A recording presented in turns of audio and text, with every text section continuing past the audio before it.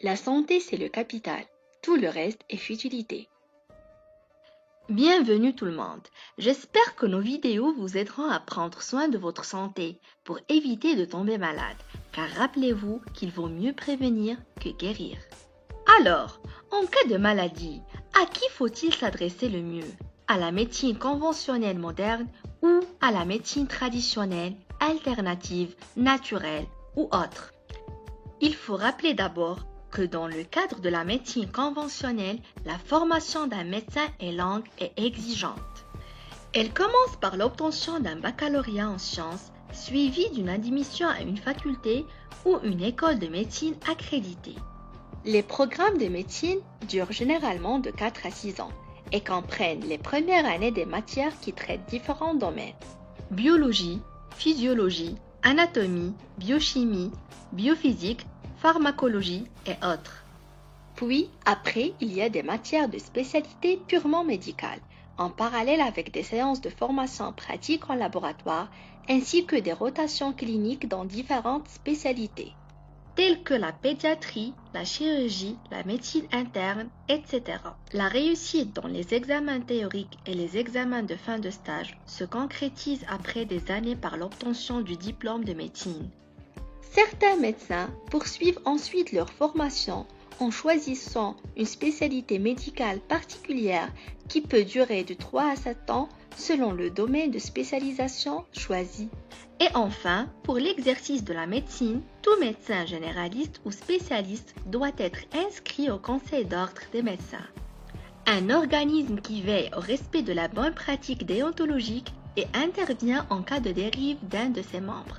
Tout au long de leur carrière, les médecins doivent continuellement se former et se mettre à jour avec les dernières tendances et avancées médicales afin de fournir les meilleurs soins à leurs patients. De l'autre côté, les guérisseurs traditionnels sont généralement dépourvus de diplôme médical et soignent en dehors de l'exercice légal scientifique de la médecine par des moyens empiriques, spirituels ou même magiques, en s'appuyant sur un apprentissage pratique auprès d'un mentor expérimenté sur des recettes personnelles ou simplement sur des dons particuliers supposés. Il existe plusieurs catégories de guérisseurs selon les pays, les cultures et les religions. Si les guérisseurs traditionnels restent toujours une ressource alternative pour les communautés qui n'ont pas accès à des soins de santé modernes ou pour ceux qui préfèrent des approches de guérison alternatives. Cependant, il existe également des risques potentiels associés à la pratique des guérisseurs traditionnels qui peuvent causer des dommages physiques ou psychologiques. Voici quelques-uns des dangers associés à la consultation de guérisseurs traditionnels et de la médecine alternative. Premier danger, la mauvaise utilisation de médicaments traditionnels. Les guérisseurs traditionnels peuvent prescrire des médicaments naturels à base de plantes et d'autres ingrédients pour traiter diverses maladies. Cependant, si ces médicaments sont mal utilisés ou administrés en quantité inappropriée, ils peuvent causer des dommages physiques ou être toxiques. Deuxième danger, le manque de formation médicale formelle. De nombreux guérisseurs traditionnels n'ont pas suivi une formation médicale formelle et peuvent manquer de connaissances sur les maladies et les traitements modernes.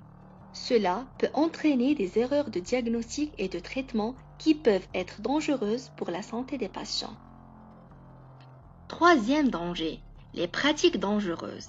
Certains guérisseurs traditionnels utilisent des pratiques dangereuses telles que la saignée qui consiste à retirer une certaine quantité de sang du corps d'un patient, une méthode dangereuse, puisqu'elle peut être source de pertes sanguines et donc d'anémie et d'hypotension artérielle parfois grave, et d'infection par manque de connaissances d'asepsie et donc l'utilisation d'aiguilles et de matériel non stérile. La manipulation des articulations, des os et des muscles en cas de traumatisme, de fracture ou de luxation, pratiquée par des guérisseurs traditionnels appelés rebouteux qui n'ont aucune formation médicale et qui se basent uniquement sur des connaissances empiriques. Les massages et les bandages agressifs et intempestifs, également pratiqués par les rebouteux dans le cadre par exemple d'une fracture, d'un traumatisme de la main ou de douleurs rhumatismales, peuvent être source d'œdème des membres, de retard de guérison et d'aggravation des blessures.